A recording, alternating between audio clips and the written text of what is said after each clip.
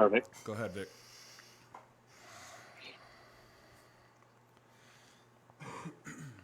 And shout out to Vic before we start. Yep. Yep. Always. Can never forget about Vic. What's going on, everyone? I'm Chris Baker. And I'm Ty Backer. Welcome to episode 109 of Behind the Tool Belt with TC Backer Construction.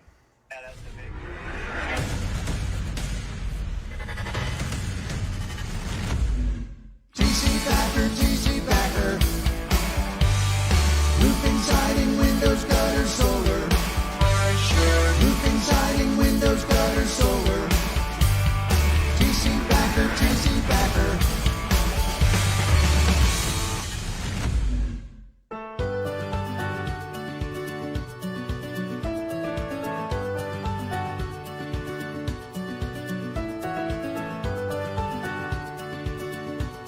This looks good.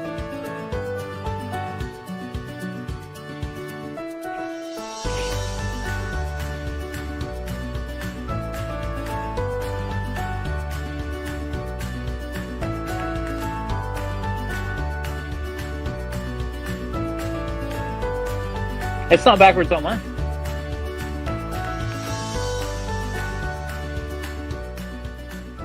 TC Backer. TC Backer.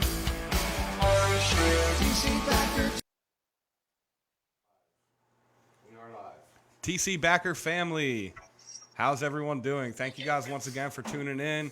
We're 109 episodes deep now. We appreciate everyone's support. Shout out to our sponsor, Lead Scout, for having our back and making sure that this show runs smoothly.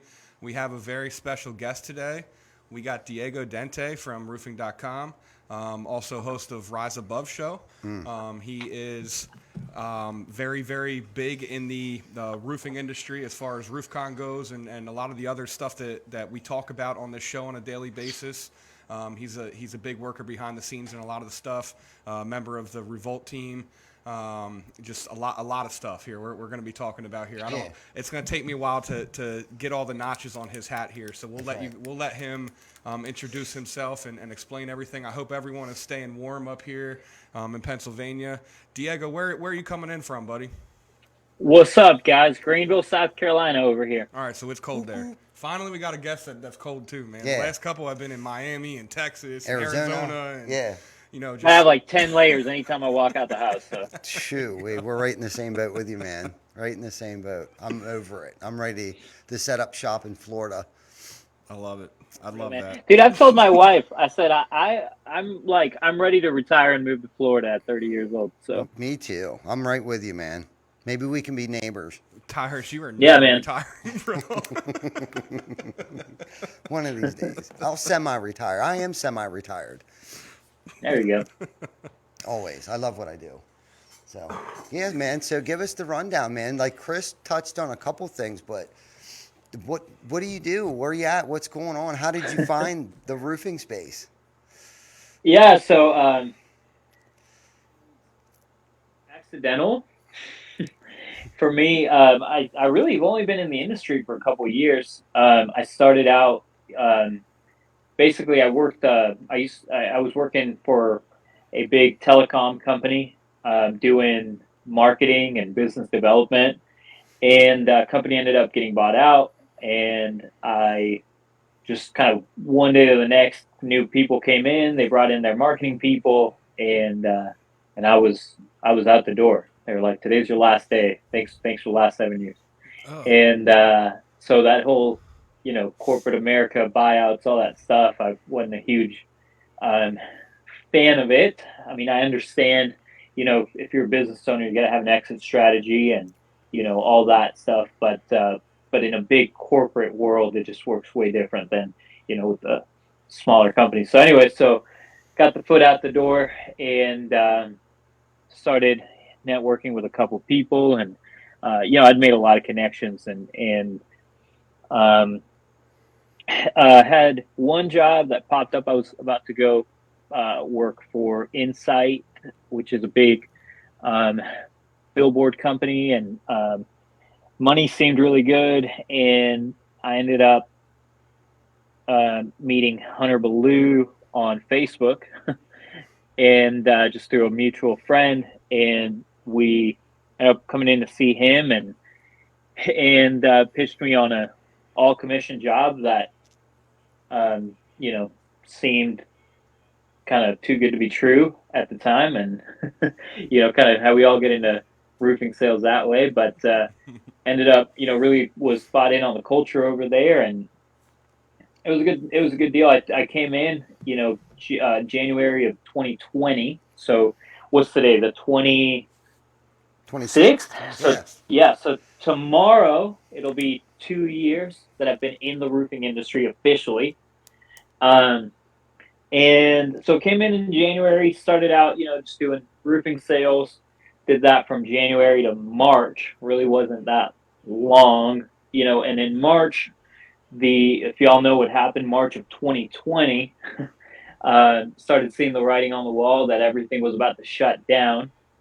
And hit up Hunter, and I was like, dude, like, I feel like I'm probably about to be home for a couple of weeks. You got any projects you want me to work on while you know um, while I'm gonna be home? And you know, he told me, you know, we had talked briefly about RoofCon before because he wanted someone to come in and kind of take over with RoofCon because he'd had it the year before in 2019 more of as a it was a workshop, probably had like 50 people there, Mm-hmm. but he really wanted to grow it, and so he ended up coming in, and you know, he told me like it was probably just going to be kind of a part-time thing, and you know, let's just worry about getting some people there, worry about getting some vendors. And so had a plan to have about 500 people there at the time, and see if we could get 500 people and 50 vendors. So that was kind of the plan. um, Ended up uh, because of COVID, we ended up having to get a bigger space because they told us, hey, you can either cut the number of people down in half for the space that you have, or you can get a bigger space. And so they gave us this huge space. We ended up having 881 people and 51 vendors, and had a great response from it. And so from that, you know, we were able to build it out this year. We said this year, all right, we're going to have 2,500 people there this year. And so this year, well, I guess I say this year, it was last year. Mm-hmm. Last year we were shooting for 2,500 people, and we ended up getting just shy of 3,000 people there in the door, and 150 vendors. You know, ended up like John Maxwell came and spoke, Ed Milet spoke, Craig Rochelle, the Iron Cowboy, had a lot of big names in the industry, like Mm-hmm. just kind of turn into this, you know, big thing that, you know, not that we weren't expecting it to grow as fast as it did. I just wasn't really, you know, we just were trying to do something that was game changing in the industry of like, you know, there's a lot of spaces where people come in and they, you know, anytime you get a big group of roofers, you're going to have a lot of partying and, you know, all these negative things happening in the industry. And so the big thing was, you know, how do we provide an alternative to that and provide a place that people can go to? And, you know, we're doing personal development, we're doing business development, and we're doing, you know, leadership development, and focus on the positives of the industry, not just all the negatives. And so, yeah, from there, you know, we've built out the Facebook group as well, which, you know, if people are watching and they're from the industry, they've probably been, you know, seen that. It's the roofing and solar community. I mean, that thing's grown like crazy. I think we're at Yeah. 23,000 members right now. Wow. Yeah. So, and then, you know, we just launched the Rise Above show, which is the podcast for roofing.com, and where we, you know, kind of along with everything we've talked about, we talk about stuff that's for roofing contractors, but we make sure that everything gets tied in with leadership development and business development. And we're just trying to give people good alternatives, man. Just try to do all the, you know, give people good stuff to fill their days, so it's not all just the negatives and the BS of Facebook. So Well, I know we got a lot out of it. Oh my A gosh. whole Yeah. crew of us, I think 10 of us went down last year. And I mean, we're still riding on that high that we experienced from down there. I mean, Ed Milet, the Iron Cowboy. I mean, the list goes on of just the nuggets that we brought Mm-hmm. home. I mean, we've applied just about everything that we learned down there in our daily personal, professional lives. And we love the fact that, we stand for a lot of the same things. Like, we're really trying to change the industry and what it stands for and get rid of that stigma that roofing contractors have, or siding, gutter, whatever solar contractors have. We're really trying to change that stigma. Right. So we felt like this was the one that we wanted to go to. This is the one that we're going to Yeah. gather a group up. So then there's enough of us to relay that message of what we learned down there back home. So, and I think, between Glenn and yourself and hell, I mean, Jana got so much out of it. I know Brittany got, your significant other got so much out of it, and Vic and Tina, it's like we just are still living on that high right now from it. Yeah, and I know, I mean, I love it. you're a perfect example. I'm sorry to cut you off there. You're a perfect example of, someone that's around that culture and how contagious that is. I mean, just the amazing stuff that Hunter's doing for the industry, and what I think separates RoofCon from everything else is it wasn't a sales pitch. There wasn't anyone trying. I mean, there was some people that you could buy some stuff from down there. I mean, obviously people were there. Sure. They had services that you could sign up for, but there was a no pressure thing. And none of the speakers were up there saying, "Hey, buy my program and you'll succeed." It was basically the people that Hunter listened to, and the things that he applied in his life to better himself and be a better leader. And I think we can all agree that when you focus on personal development, it reflects in everything that you do. Right? If you can be a better husband, father, brother, friend, you're going to be a better leader. You're going to be a better businessman. You're going to, what I mean? You're going to treat things differently if you apply them in your personal life. It reflects into your business life as well. 100%. 100%. Yeah, for sure. Yeah, I mean, and I was on a pod, or well, actually, it was on my podcast. I had Jonathan Sherwood on, and we were talking about that. How, he said that he doesn't focus on, like, taking in any sort of, leadership or sales books or anything like that, and like he loves taking in information on, like, mobsters who changed their lives and stuff like that. And we kind of talked about how, if you focus on the business side, the rest of it comes along. Or if you focus on developing yourself as a human being, the business side is going to come along, right? And actually, I had a cool experience here recently. My wife, well, it's happened to my wife and my kids. They were there's this place here in Greenville where people, it's like a board game place. So, my wife took the kids there so they could get some games and some puzzles and stuff.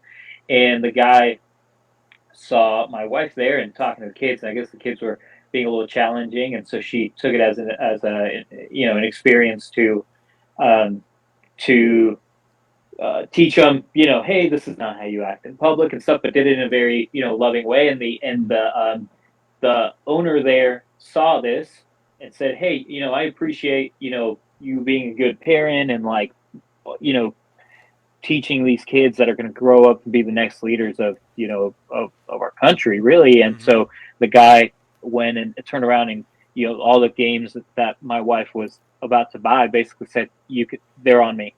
Gave him like $60 worth of games, and we talked about that. Me and my wife were chatting about that, how this dude's just focused on helping other people. And while you see a lot of places that are shutting down, they're thriving. These people are thriving because you focus on helping other people, you focus on developing yourself as a human, and then people flock to you, and people want to be a part of your movement. And so, yeah, that's 100% what I believe. If you develop yourself as a human being, the business side is going to come along with it. Yes, for sure. We 100% agree. And I think that's where, we've attracted and have been attracted to so many different people in our industry, like you and Hunter and Deshaun and David Taggart. Those guys, at least for me, I've been attracted to those guys because of the message that they relay. Like, I'm picking up what they're really putting down. Like, I feel that, like the little comments that they post or the videos that they do. And it's like, whether if they know it or not, they have been mentors for me. Hunter, yourself, we're in the Fearless 44 together, man. And I watch and listen to your stuff, and it's real. Like, I'm watching you change. I've watched you change. Even I appreciate before, it, man. no, oh, you're welcome. And even before the Fearless 44, like I've watched you from a distance because you've been associated with Hunter, and it's very inspiring. Like I want what you have, and I'm willing to do what you've done to get there. Just so Yeah, I you know, appreciate you've it. had that impact, at least for me and the industry, whether if you know it or not. Yeah. That's cool, man. Yeah. I Yeah, love for hearing sure, that. man. For sure. You definitely have a contagious mindset, Diego. Whether you know it or not. I mean, Hunter brought you up on stage when he was doing his panel up there, and brought you up on stage and let the entire crowd. I I mean, was not I didn't know. expecting that. I When bet when my photo popped up on there, you were like, you I got to I be was kidding sitting me. there with my wife because here's the thing. When you're like a 10-person team running a 3,000-person conference, is you're just running around the whole time, right? And so I was just ready. Like I said, all right, I'm going to take this time. I'm going to listen to Hunter. We're going to listen to Craig. Right? I think it was Craig that spoke right after. And so I'm sitting there on the chair, and the second my photo pops up there, I started just trying to hide myself Right. and Right. and because I'm cool with not being on the stage. I've just been a behind the scenes guy, and I'm an extrovert, and I love chatting with people and all the stuff. But there's something about getting on stage that I'm not a huge fan of, I guess. Yeah. Well, you did a great job, and it's one of those things you got to get comfortable with being uncomfortable. And now you got a podcast and you're doing a 2 minute Yeah, Facebook Live every night. So you're conquering it, man. You're kicking ass and taking names, and it's awesome. It, Yeah. it really is. It's very inspiring. Yeah. appreciate it, Facts, man. man. Yeah, that whole, I mean, for people who weren't there at RoofCon, so Hunter brought me up to talk about weight loss, and I set a goal for myself that I was going to get. At the beginning of the year, I was at 300 pounds, and I said that I wanted to get down to 250 by RoofCon, and I kind of didn't do anything for the first 3 months. And then March rolled around, or end of March rolled around, and it was one of those things where I was like, "Well, I'm a man of my word. I'm going to do my thing." And there's a lot of stuff that you know, one of those things where like having the desire alone is not going to allow you, to do those things. You got to be more than just have a desire, be motivated, any of that stuff. Like it has to truly come from within to be able to put in the work to lose 50 pounds. And so, yeah, so I just kind of got at it and was super determined. I'm a super goal oriented person. If I set a goal, I go do it. It doesn't matter, what it is that it takes. Um, and so, yeah, so then from end of March to beginning of September, I lost 50 pounds. And so that was the thing. Yeah, if you weren't at RoofCon, that's what you guys are referring to, so Hunter brought me up on stage to talk about that. So, Yeah. Yeah, that's good. And and it's as being a human being, it's like, we do all these things, and I'm thinking back to the Fearless 44. It's like it's one thing to get on there for 2 minutes and talk shit, but it's really about what you do, those that 23 hours and 58 seconds or whatever, Yeah. 58 that minutes. yeah, 58 minutes that you're not behind the phone for those 2 minutes. It's like that's where the rubber really meets the road. Like, are you sincerely being intentional, practicing these things, whether it be, a book that you read or the Fearless 44 or any of those things. It's like, it's so easy to say it, but to do it and be about it, that's a whole nother, and of course, as a human being, we make mistakes, and we fail. At least for me, I fail miserably. And it's like, I feel that today. When I fail or I said something or I disagreed with somebody and being in the position that we're in, you have to admit that you're wrong. And I really honestly feel like that's half the battle. If you can keep an open mind, remain teachable, okay, and admit when you're wrong. And I've been saying that, talking about that a lot lately, because it's like trying to be in a leadership role or a coaching or mentor or anything like that. It doesn't come overnight. It's like a muscle. It's like going to the gym. Okay, you don't see results right away.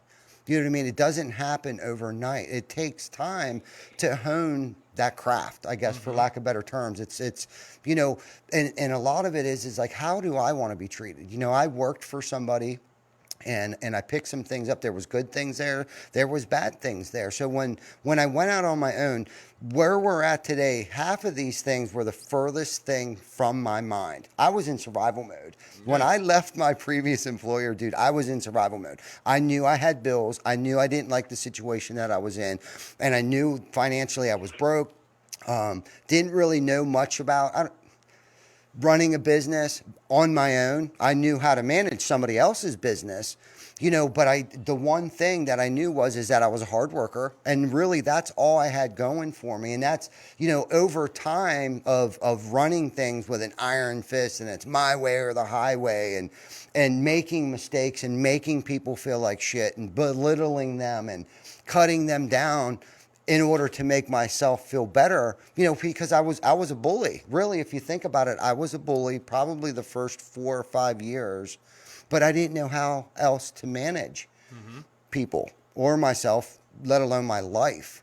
You know, and it's just crazy how things have evolved over the past several years, especially since Chris has been here and a couple other people, and it's like, you know, it's not easy. You know, it's not. That's At why not least for everyone me. does it. You know, we didn't have this back in 2008, 5, 6, 7. We didn't have RoofCon to go to back then. We didn't have these roofing groups that we could watch David Taggart or listen to Sean Bryant. You know, we didn't have those things. Hell, I don't even think Simon Sinek was rocking and rolling back in those days. So it wasn't like we didn't have those things that you guys today. It's like, like you said, I've been in the roofing industry for 2 years. It's like, dude, you are so far ahead of the curve than I was, you know, and to surround yourself around the people that you've surrounded yourself around, dude, bonus for you. You know what I mean? It's taken a long time for us to get those people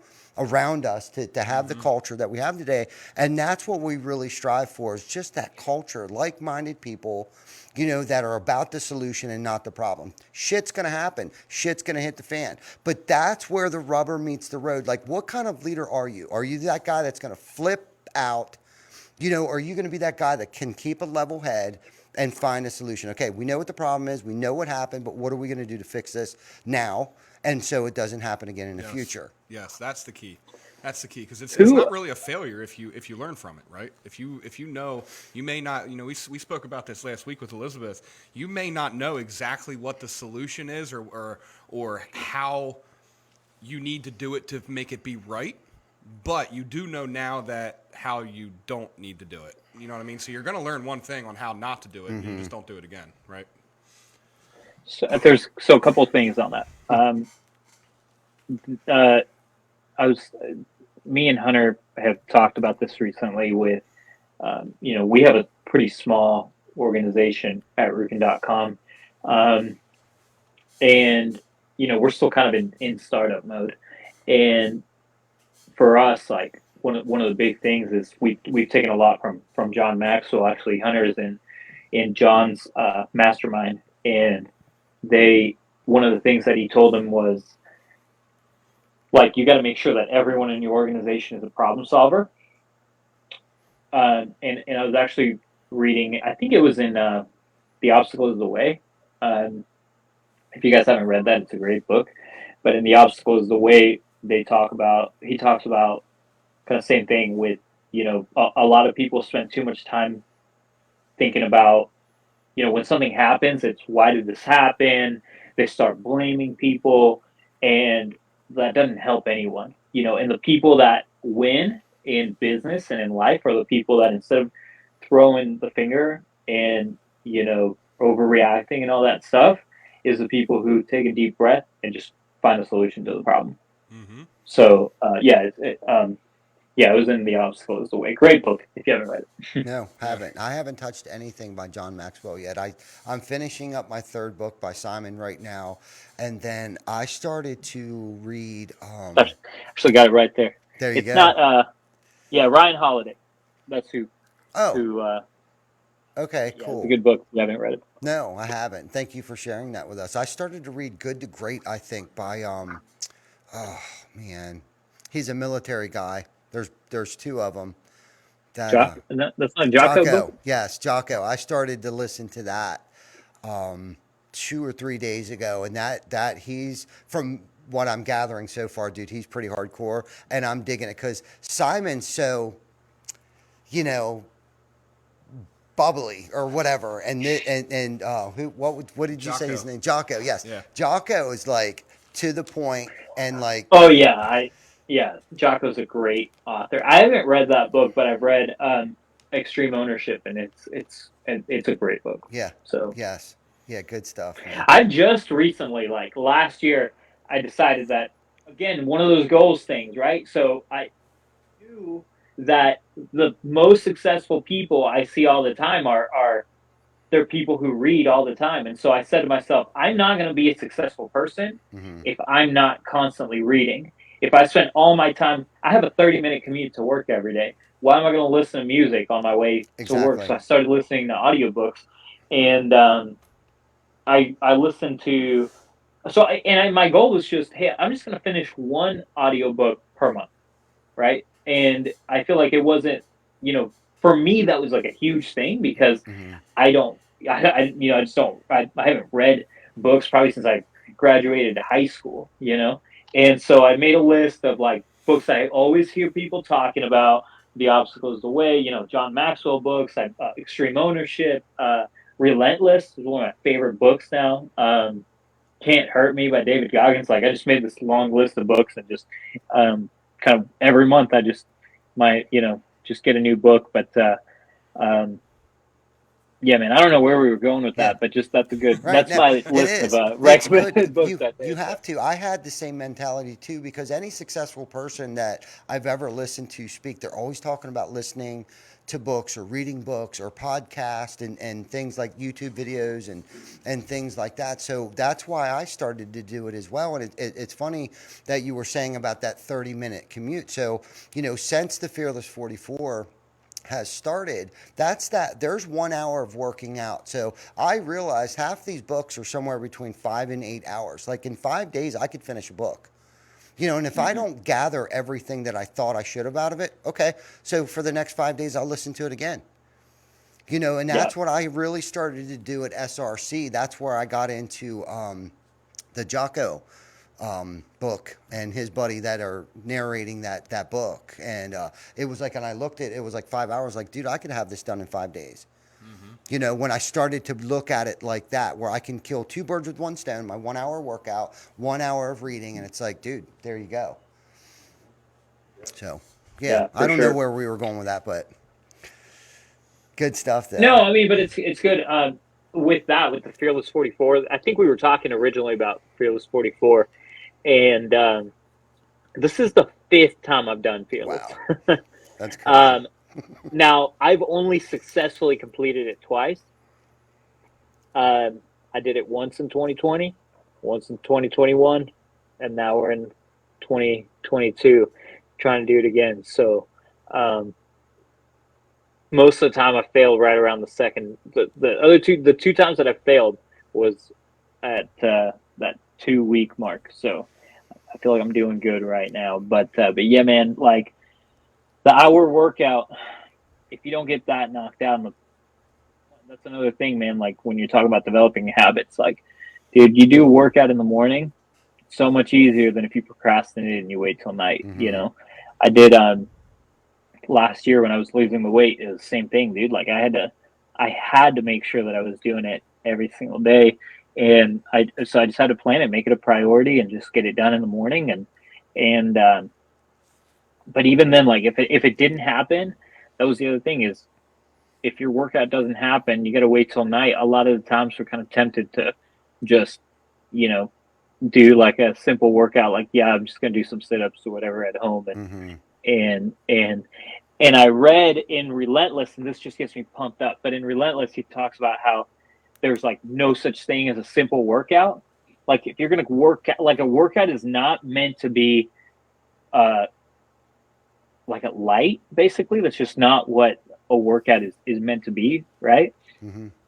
And so, you know, anyway, so I was here in the house one day at the beginning of Fearless a couple weeks ago doing my workout, and I just started, and I was listening to Relentless, and that came on, and I was like, oh, like Tim Grover speaking right to me. So I ended up like getting my flashlight, going out with like a reflective vest, and running a 5K at night with my 20-pound weighted vest. And then I still had time left over, so I had to do like push up. I did like push ups outside, and I was like, no days off. So, That's right. not to say that I'm always like that, right? Like I know, like for sure, 100%. I'm gonna be 100% honest. Like yesterday, I was, or not the day before. It was late at night, and we like ended up just doing like sit ups and push ups at the house and stuff like that. But like as much as possible, I try to make sure I get it done in the morning, and we go hard because that's That's a real workout. Yeah, you're You know, pushing your you're body. cheating yeah. yourself. Yeah. You know, that's kind of like the integrity thing. You know what I mean? I mean, you can sit up there and say that you're doing all these things. You know, it sounds good, but you're really only cheating yourself. Yep. You know, what you do when nobody's looking is really what defines you. What would you say is the hardest part for you with the Fearless 44? What made you stop doing it? Um, When those times that you didn't I complete it, what was like your yeah least? yeah Was yeah. it because of your least favorite thing, or you just got busy and made something else priority? Honestly, I am my biggest obstacle all the time. Like just myself. Like I get in my own head and I tell myself like, why are you doing this? I have bad imposter syndrome, and like just I either that or that I know that happened one time for sure. I literally just made myself give up because I was just I don't know. I don't know if I got depressed or just got anxious and like just went to bed and made the choice to just give up because I just didn't want to do it anymore, and I was frustrated, and I regret that. And then the other time I woke up in the morning, I was 100% in, and I realized, crap, I didn't do my scrolling dial yesterday, and I had to be of integrity, and just you know I couldn't lie to myself on that one, and so I just decided to just you know kind of stop doing it, and that was towards the end of last year actually, and um, yeah. Anyway, so but that's how that one happened. So What it's a was the? combination of me getting in my way Yep. and just forgetting to do stuff. Right. But I feel like I do pretty good of like just having a routine, and I kind of know like, hey, on my way home, I'm gonna do my scrolling dial. On my way to work, I'm gonna listen to my audiobook or my podcast or whatever. Do a workout either before work or after work or whatever, and then from there, kind of just making a habit of it. Yeah. Trying to figure out that routine, like you said, that was the hardest part for me because we traveled a lot since this. I mean, we spent 10 days down in Delaware. Shit, I feel like I haven't even been home since we started 26 days ago, and there may have been a week or two, but it's crazy because like I started to develop a routine when we were down at SRC, and it's like, okay, now I'm home Monday night. I'm home, and it's like it kind of like goofed up my rhythm again because I get up really early to come to work, and it's like, dude, I'm not going to get up even earlier to work out to get to work early. You know what I mean? So it's like I'm kind of screwed. I'm damned if I do and I'm damned if I don't. But what I've noticed is yes, I love working out first thing in the morning and then taking the cold shower. That's my ideal rhythm right there. But when I'm back to reality and at work, I find also working out in the evenings is a good one for me too, because typically I'll go home for a little bit and I always have something to do in the evenings, like whether it be some kind of meeting or a get together or Facebook Live or something. But that boosts like my energy for the evening. It kind of helps me catch my second wind. Plus, I'll take a second cold shower. I can't go without a cold shower in the morning anymore. I tried it one morning. I decided, like, I'm not going to take a cold shower this morning, and I was just off. Like, literally, I went home at lunchtime and took a cold shower and was like, yup, that was it. Like I felt so much better about that. So, what would you say the biggest thing is that you got out of the Fearless 44? Like, what has it done for you? Oh, I mean, it's helped me to just get, just to be able to um, just develop habits, if nothing else. Because for me, like, it's helped me to just kickstart all these habits that have kind of led to me losing weight and just becoming a better person just in general.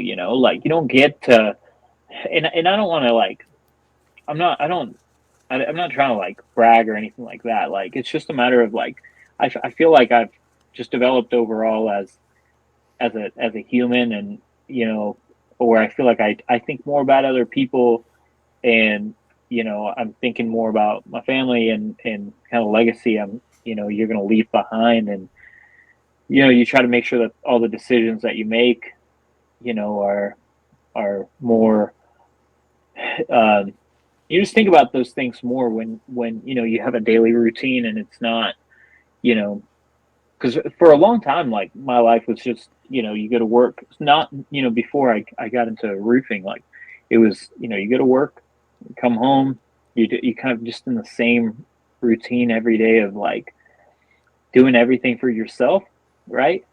And it helped me really to get out of this rut of that, and to be able to help to serve other people and serve my family, and just to be more mindful of that. I'm really just a small piece of a puzzle, and really, like, I'm I gotta think of other people and not just myself. So it just helps me to get out of that. Life's better that Amen. way too, man. Life's Amen. better that way, and it's hard to get into a habit of some things, especially like something like working out. I mean, especially for guys that are in our industry. I mean, we're sun to sun guys. You know what I mean? Sun up to sun down. For so Oh, and like, especially when dude, we I have used to kids, stop at, like dude, it's hard. I used to go to a, yeah, I used to, I mean, I'm sure you guys know this. Like, I used to go to a gas station, and you get so used to, like, just eating gas station Oh yeah, food, and oh yeah. you Mm-hmm. know, I had I don't know if you guys have a quick trip where you guys are from, but we have QT as the gas station, and they have, like, all sorts of food there and Oh whatever. yeah. So, like, my pickup truck when I was doing roof sales was like just full of you know QT bags uh, and all kinds of QT fried food. bags, and, yeah, the pizza boxes from there, and Right. Monster Energy drinks, and Yep. all the Yes. stuff. And, like, one of the big things that's come for me is like setting up an eating routine. And so I know I eat in the morning, at lunchtime, at around 3 or 4 p.m., and then for dinner time. Mm-hmm. Mm-hmm. And I don't eat outside of that. So I've started to think more of my diet as a fuel time, Mm-hmm. and not just because I used to have a really bad binge eating problem, Right. You and eat so because you're just bored thinking of it, sometimes too. yeah, Yeah. or to deal with stress and to cope Right. or Mm. whatever. Right. I'm guilty of And that. so, yeah, so so what I've learned is, if you're eating to cope, one of the big things I've learned is you got to realize when you're doing it, what are the things that are causing it, right? So if it's, hey, I'm stressed out, so I'm going to go eat. What I do is I say to myself, all right, if I like, I'll still eat snacks and stuff like that, but for me, it's more of a reward system. It's I'm eating because I did this thing, right? So, like, I'm not eating candy right now because I'm a fearless, but, like, if I eat a piece of candy, it'll be, hey, like, it's the end of the day. I did good today. I'm gonna go ahead and eat some candy versus just like snacking on candy in the truck, because I'm in the car because I'm stressed out, which I used to have a big problem of. Mm-hmm. So just setting, I mean, it all just comes back to, just creating good routines that are going to help you to be able to succeed as a human being in general, whether that's the physical aspect of it, the intellectual, the emotional, spiritual, whatever it is. Yeah, So, and it takes some commitment too, man. I know before COVID happened, I had this like New Year's resolution that I was going to try to eat better. I was going to exercise, and being a father of three, now four, um, and being in the industry that we're in, my only option was, I have to meal prep. You know, you got to have healthy snacks because my problem was, you know, I didn't eat breakfast. So like I wasn't what I would call a binge eater. I didn't eat enough is what my problem was, you know. So I wouldn't eat all day, you know, because we're working, and I was so used to, you know, I don't eat while I work. I just, you know, you work. You know, you know, maybe have a snack in one hand while you're working, but my biggest problem was I didn't eat enough, so I had to get into the habit of actually forcing myself to eat more structurally, so which actually in turn was forcing myself to eat more quantity, you know, because I would eat one big meal at the end of the day and then maybe snack a little bit before I went to sleep, but then I wouldn't eat for another 18 hours. You know Right. what I mean? And it's like, you know, I had to get into this routine where, you know, I wake up at 3:30 in the morning.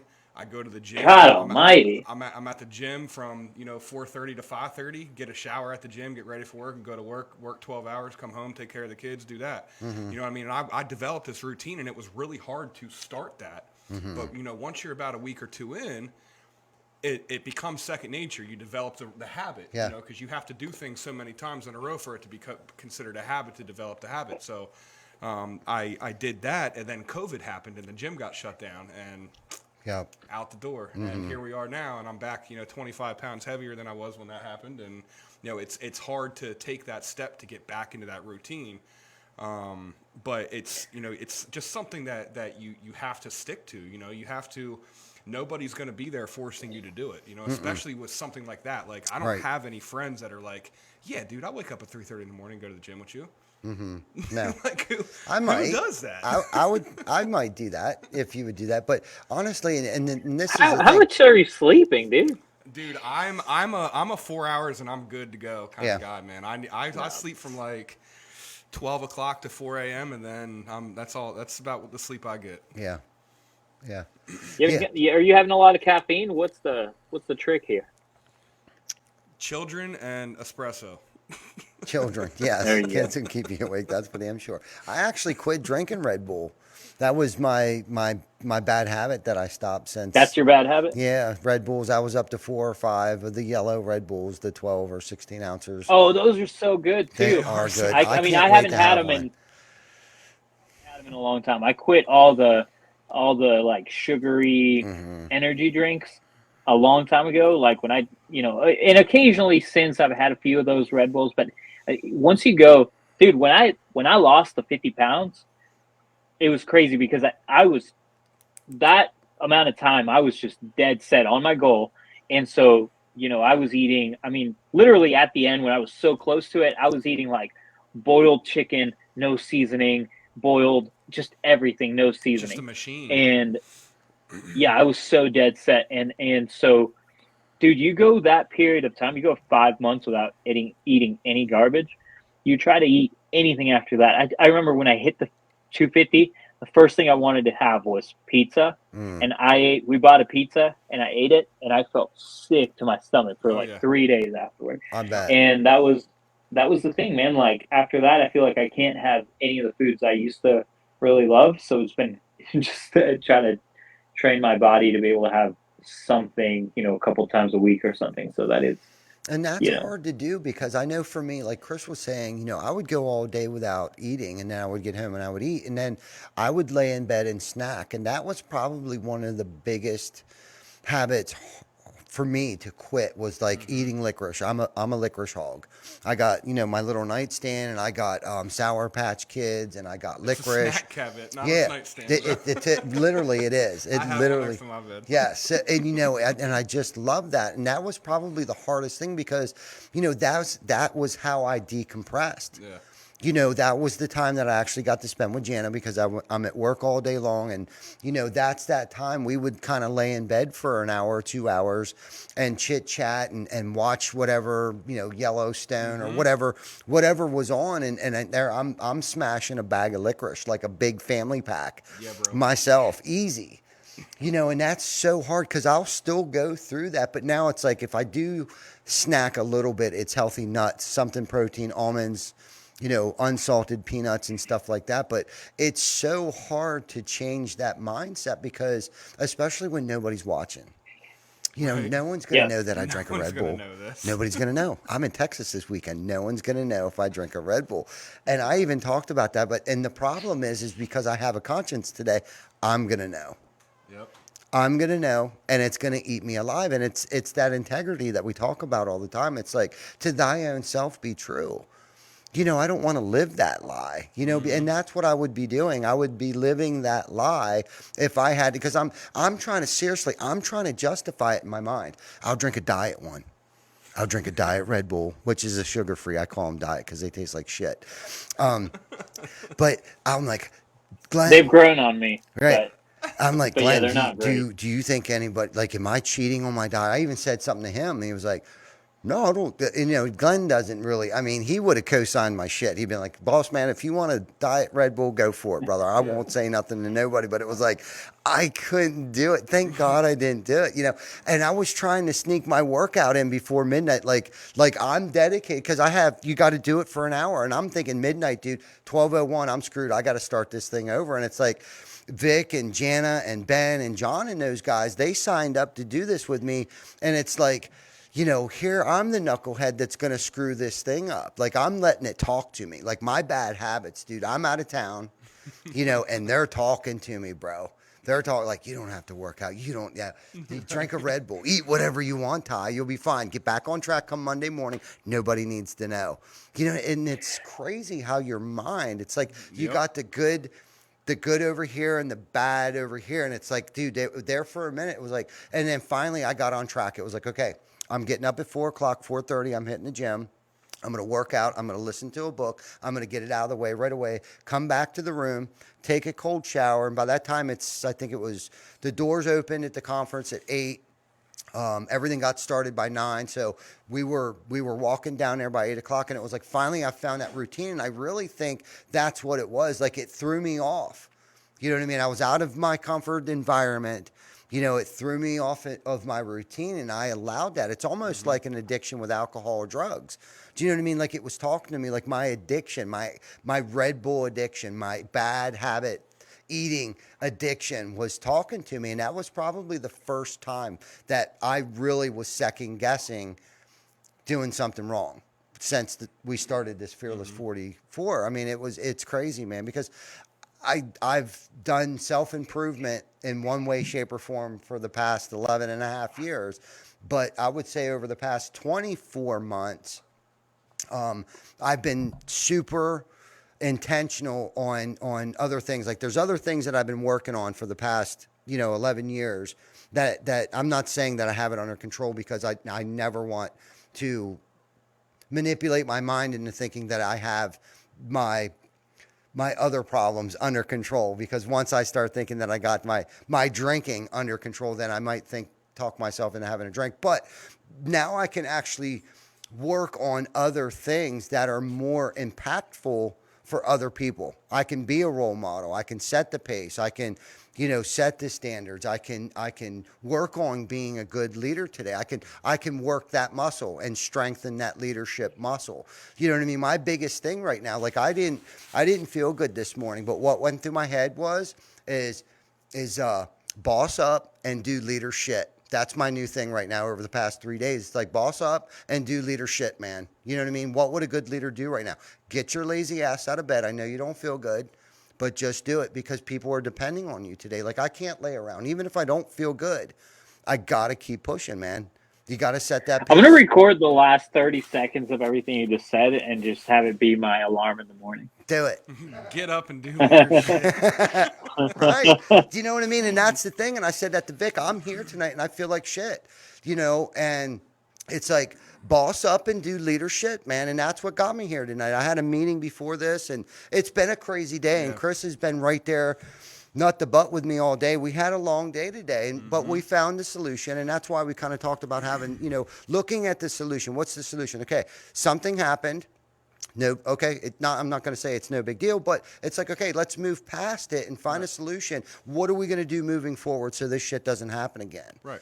You know what I mean? And it's like, and that's what we did. Him, Tyler, and myself, and Tam was involved. And, so we're coming up with a solution, like a permanent solution, not a Band-Aid. You know what I mean? Like a solution, like a process. So it's like, oh shit, we overlooked something. Right. for a minute, and it's like we forgot to make a fucking process for this. Yeah. Okay, cool. Let's make a process. And that's what's cool about this. And it's fun. Like Tam's all like, "Ooh, what do you want me to do?" You know what I mean? She was all she like, loves that process. right? Shit, man. You know, loves she that was shit. all into it and stuff, Yeah, that's man. awesome. So anyhow, I got off Yeah, on a tangent there. but just to add to that, you know, we talked a little bit in the beginning of the show about we kind of touched on this about like processes and culture and all that kind of stuff, and like, you know, when it comes down to it, man, when you have a problem in your business, 95% of the time, I'll say, I don't know, like this isn't facts or anything. I didn't pull this off the internet or anything. I'm just guessing in my head. I'd say 95% of the time, it's usually a training issue. You know what I mean? If somebody's not doing something the way that they should be doing it, instead of screaming at them and pointing the finger, that's where we were talking about it, you know, being a good leader, being a good role model and a good boss. Instead of screaming at them and pointing the finger, you didn't do this the way that you were supposed to do it, you got to look at yourself because you probably didn't explain right. You know what I mean? You probably didn't provide them with the right tools, the you know, the right equipment, the right training, the right, you know, the right books, the right mindset. You probably didn't bleed yourself off to them and say like, this is what I expect of you. A lot of times, and people leave bosses, they don't leave companies, right? They leave management, they leave poor management. So, you know, today, Dude, me and Hunter were talking about this a couple of days ago because we were talking about some stuff that had happened with um, multiple previous employees, and it was so funny because I think we talked probably about three or four people specifically, and every time that he said, you know, this thing happened with this employee, this thing happened with this employee, that he would follow everything up with, but that was my fault because I didn't lead them correctly. For sure. that's a good And, leader. Yeah, man. That's a good leader you know, stepping up, man. And that takes a lot as a man, you know, to say that's on me, man. That's my bad. Yep. It's hard, and that's actually becoming easier. That's you know, you just said, you know, being a leader is like training a muscle. You know, that's something that gets a lot easier over time. Is owning up to your shit. Right? Yeah. It gets a lot easier over time, especially when everyone around you is accepting and says, you know what, dude, yeah, you're right, you did fuck up, but Yeah. it's cool. Let's figure this out. Yeah. You know, I got your back. Yeah, and I said that to Tyler today. I don't know. I think you went out of the room and was on the phone. I was there for that. And I was like, dude, that. it's my fault, but I need your guys' help. Yeah. To fix this, you know, and that years ago, not even that long ago, I couldn't humble myself enough. I'd have been pointing the finger. Yeah. You know, not realizing that there's three pointing back at me. You know, and really God, what a growing pain that has been, you know, trying to humble myself and realize that, you know what, as I was sitting there listening to you guys talk, I'm like, dude, that is so my fault. That's so my fault. And unfortunately, shit happens. It's going to happen. Good things happen. Bad things happen to good people. Right. And, but you guys were on it, man. Tyler wrote that stuff up tonight and the process and things that he's expecting his guys to do. And it's impressive. Yeah, we're not going to dwell on it. You know, shit happens, and Yep. we figure it out. You know what I mean? And because we have such good leadership now and a good role model, I can sit here and comfortably say that we are going to fix this. And yes, something happened, but my team, your team, we all have each other's back. Yep. You know what I mean? We're going to figure it out, and it's not the end of the world. You know, tomorrow's a new day, and we'll fix it. Yep. You know? For sure. So that's just how this shit works. And, Yep. and I know that you can attest to that, Diego, because I know the position that you're in and the culture that you guys have over there. It's evident. You know what I mean? It's very contagious, and I just want you to know that we do pay attention to what you guys are doing over there. 100%. And you know, I would Love love it. the ability that I don't even have to ask you this. I'm sure the answer is yes. But at any point in time, if we would ever have questions like, hey, did you guys ever run into this? You know, how did you handle it? I know that I would probably get a response back like, yeah, you know, this anytime. is what And we truly, do. like anyone who's watching, like if you want, like we're an open book. You know, if there's anything y'all want to talk about ever, you know, just hit me up. I get a lot of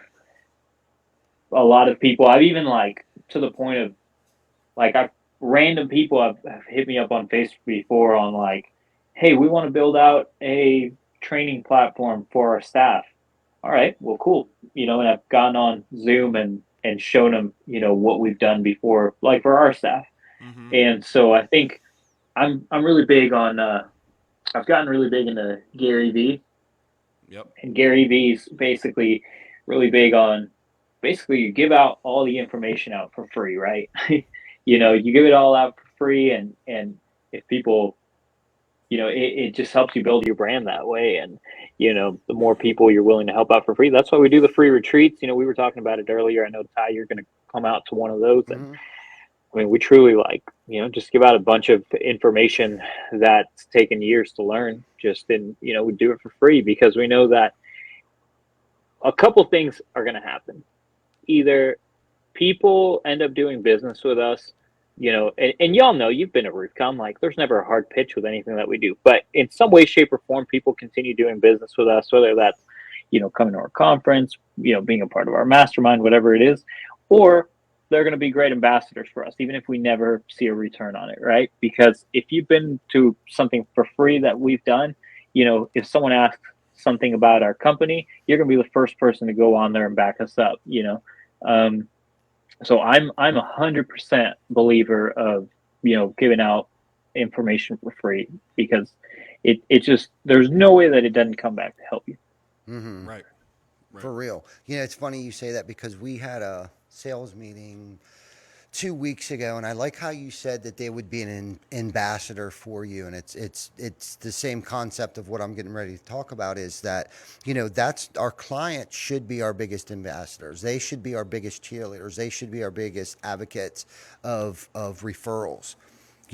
And talking, if we give them that emotional value, like you guys provide to people, you provide a value, most of it emotional.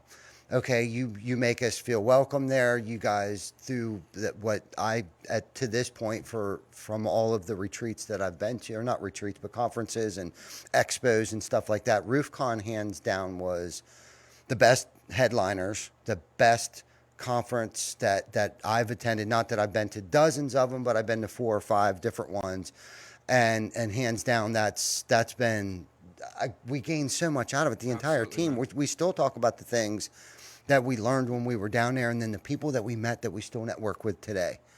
You know what I mean? And that was the cool thing. It was about, and that's what I thought about this weekend, because I really, it was about the fellowship and the camaraderie. Eric and Paul Reed and those guys, and to get to see them. I ran into Eric first thing in the gym, in the morning in the gym for a couple minutes. I Eric realized, Over, yep, yep, ran into him, and good. then went over to his little spot that they had set up, and he was going live and crazy all day with his telethon and stuff that he was doing. It was great to see those guys, and Paul and Larry and Chris Cox and those guys, and TJ McCormick and I finally got to connect, and we kept like walking past each other, looking at each other, but like he was in the midst of something and I was in the midst of something, and You're finally, naming like all my favorite people in the yeah, industry. seriously, man, I that's mean, all those dudes are just such good people. yes, every single freaking one of them, and Jen Silver, I ran into her the first night we got there. And we talked, and she was like, "I know you, don't I?" I'm like, I would imagine so, because we're friends on Facebook. And she was like, "Oh yeah, that's right." And we talked probably a dozen more times after that. I got to meet April Hall for the first time, and then her soon-to-be husband, and I can't think of his name, the guy that owned Eagle View, Bradley, or I can't think of his name, but anyhow, he proposed to her on stage. It was great, man. It was just all around. The SRC conference was good, but not to change topics or conferences, but it was good, man. Yeah. Yeah. The thing that I love the most about the RoofCon thing, man, I what I do for TC Backer up here, I'm in the new construction area, right? So I don't deal with anything retail. I don't sell nothing. I work off of purchase orders and new construction stuff. Like I don't have to go out and get us work or anything like that. That work just stays in. It's steady. That's his job. He gets us work. He gets us purchase orders. So I personally wasn't going to get any knowledge on, like, I don't need to know how to sell solar. I don't need to know any of that kind of stuff to do my job every day. But I still got a wealth of knowledge down there. You know what I mean? The personal development just by itself, how to be a better father, how to be a better leader for my guys, how to be able to own up to my shit better, just be a better human being. You know what I mean? Like that is way more valuable than any other, conference or instruction or anything I'm going to go to, you know, the value that I got out of that, I will take with me, and I can actually pass that on to my children.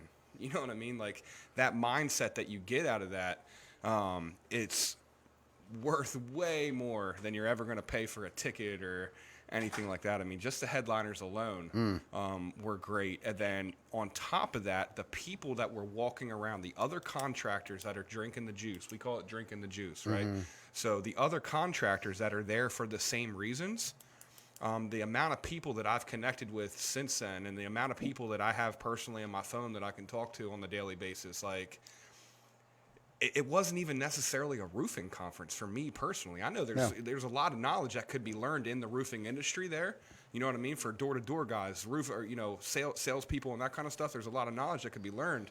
But me personally, Oh, there were people from all industries there. yes, man. I Like, mean, we had people. yes. Well, I've personally talked to people who owned cleaning companies, Yes. a moving company, HVAC companies, solar roofing, of course. Right. But Right. like, there were people of all trades there, Yeah. and I think that's what we hope. Obviously, you know, with the name RoofCon, we're going to attract mainly roofers, but Right. you know, but I think people also get that it's more than just a business development company Yes. or business development conference, and I think people get the fact that it's, you know, more leadership development than anything Yeah. else. Yeah. All I can say, man, is if there's anyone that's on the fence, I dare you to do it and not gain anything out of it. Yeah, right.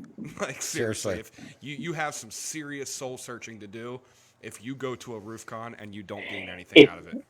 if you go to RoofCon and you don't get anything out of it, you can hit us up on Facebook and tell us you didn't get anything out of it, and we'll do something to make it up. I'm not going to tell you we're going to give you your money back, but but we'll do something to make it up to you. Yeah. There's absolutely no way. We keep saying that all the time, and we've never had. We do the same thing with the retreat, and they're free, you know. And we've said if you don't think, if you come to a retreat and you don't feel like you got anything out of it, we'll give you $500. We say that to all the people, and we've never had anyone say, you know, Yeah.